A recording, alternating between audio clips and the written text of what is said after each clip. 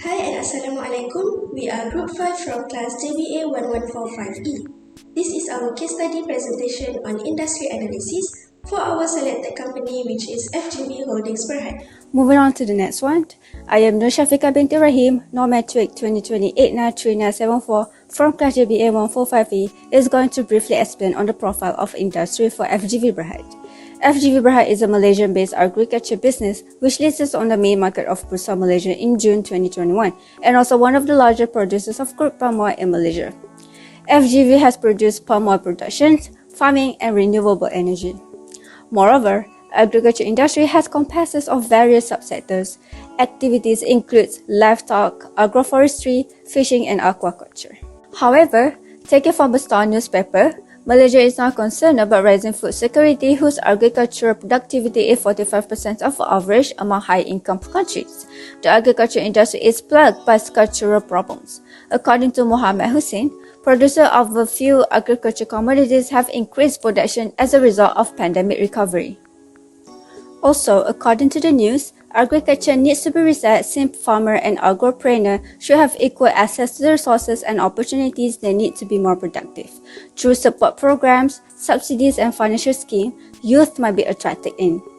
For sustainability, modern agriculture practices, supply chain management, new technologies such as artificial intelligence, big data analysis, automation as well as the use of drones and robotics should be implemented.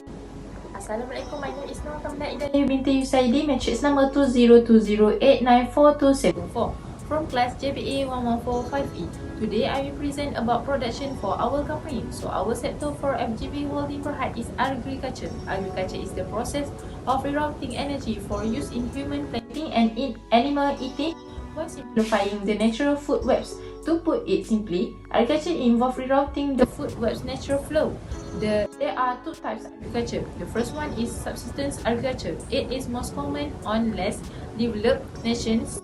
Small-scale farming is done largely for the farmer family consumption in subsistence agriculture. Food may occasionally be sold if there is excess of it, but this is uncommon. The second one is commercial agriculture. This is common in more developed countries and aims to produce food for scale in the global market.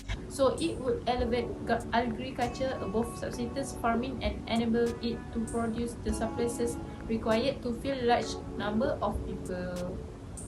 That is the current issue that I found in the Sun Daily newspaper. They said due to the COVID-19 pandemic, Malaysia experienced food supply disruption. This is because many agricultural sector had to be closed to prevent the spread of the disease. In addition, food price skyrocketed due to the insufficient supply. With this, the government must address the issue of the unsustainable agriculture and flood food security policy to prevent the unsustainable food supply from affecting low-income groups and unsustainable agricultural development from causing irreversible damage to the environment. That's all for me. Thank you. My name is Aisyah binti Rashid and this is the demand rates for 2019 until 2021. As we can see, the rates for gross fixed capital formation, exports and imports decreased in negative in 2019 and 2020. Meanwhile, increased rapidly in 2021 due to the reopening of economic activities.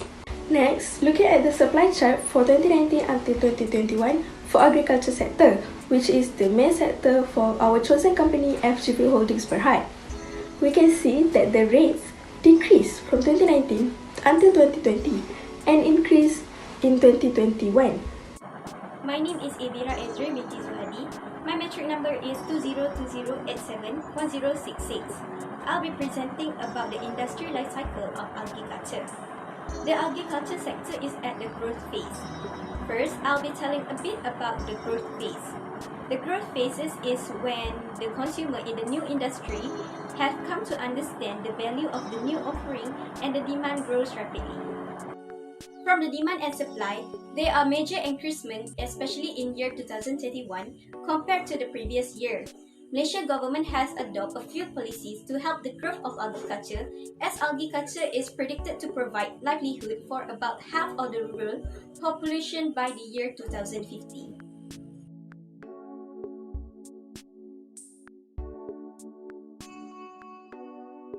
Assalamualaikum. My name is Muhammad HAZIM bin SHAHARUDIN. As we all know, the government is making a variety of efforts to have the agriculture industry flourish even further. Firstly is subsidy.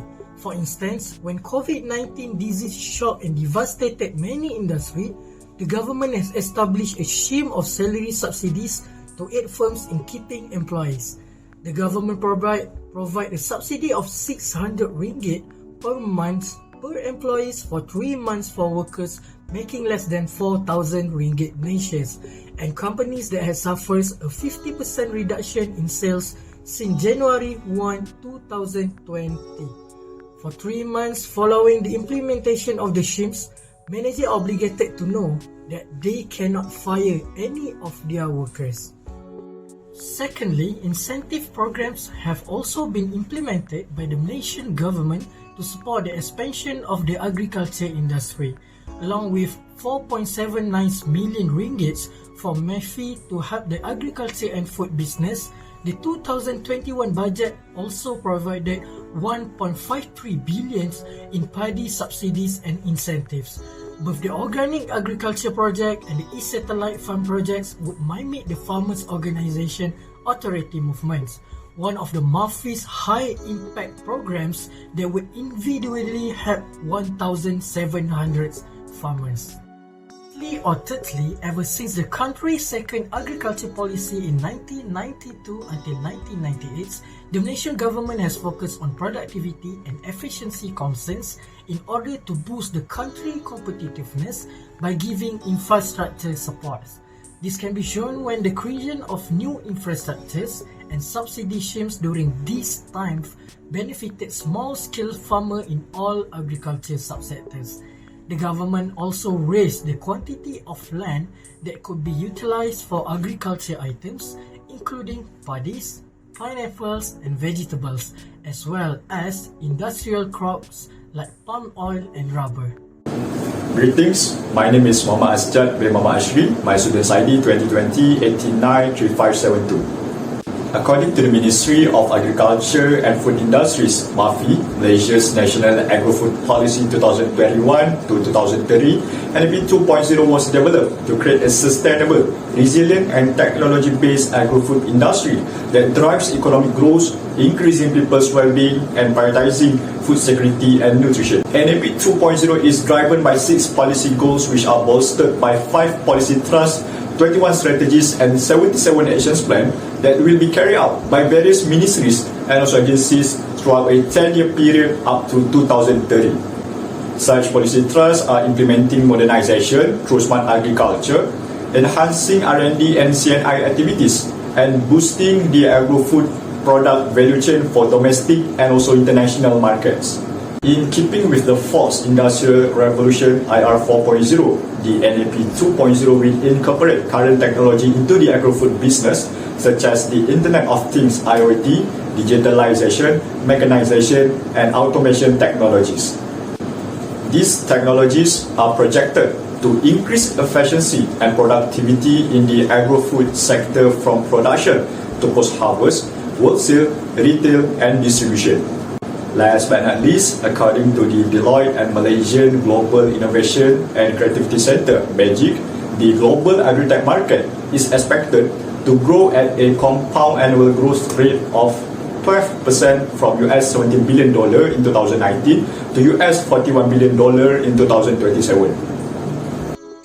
That's all from us. Thank you for watching and make sure to support us by like and comment on this video. Bye!